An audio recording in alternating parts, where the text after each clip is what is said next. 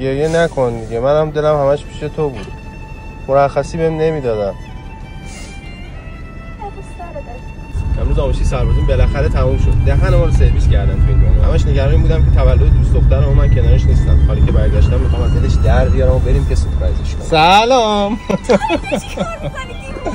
بالاخره آموزشی تموم شد. گریه نکن دیگه، منم دلم همش پیش تو بود. مرخصی بهم نمیدادن. پیشونی چی شده رس؟ خوشگلم. کنار در رو نگاه نکن.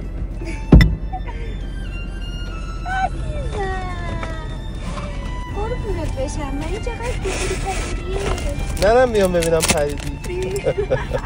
بازم ببخشید اگه نتونستم شب تولدت کنارت باشم. عزیز دلم، خیلی دوست دارم. ای خدا رضا، این چقدر داد شد. مبارکت باشه عشقم، خوشحالم که دوستش داشتی.